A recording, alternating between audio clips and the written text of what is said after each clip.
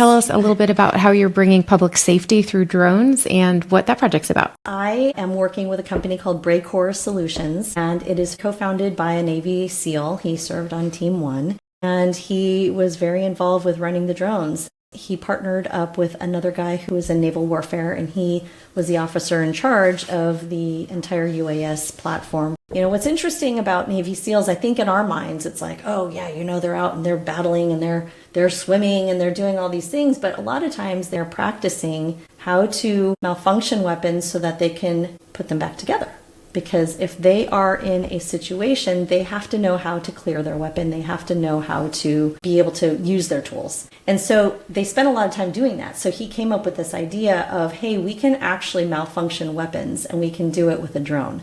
So the main platform is called Indoor Drone as First Responder. And what it does is it can detect, track, and malfunction weapons in active shooter situations. So shotguns, rifles, and handguns. And it's fascinating because they've designed the platform in such a way that it can actually integrate with any existing security platform. So a lot of companies, warehouses, retail, schools, university, you know, a lot of organizations need this type of security and they already have cameras in place.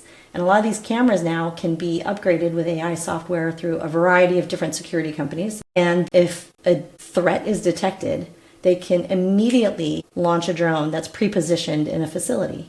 Or if there isn't a threat, so a lot of times you're not necessarily worried about a threat, you're just worried about, hey, we need to be able to patrol in tight places, or we need to be able to send a patrol more frequently, and we don't have the bandwidth to do it because our warehouse is 1 million square feet, and our cameras can't possibly cover every part of it. So how can we send drones? So it's, you know, can be considered a flying camera, and if it detects something, what these guys know of from warfare is that when a drone approaches a threat, typically, the threat doesn't know what the payload is on the drone, so they will drop the weapon and surrender, or they'll drop and run, but most of the time they're worried about what's going to happen to them. There's a process called OODA loop. It's when you're thinking about especially a bad threat, when they're thinking about going in and perhaps shooting a school or whatever it is, whatever the bad scenario is. And these guys have actually interviewed former active shooters, and so they've spoken to these people, and they basically are saying, I've been so hurt in my life. I've had so much pain that I want to inflict that much pain back. And so they replay in their mind over and over and over again, thousands of times, what they're going to do.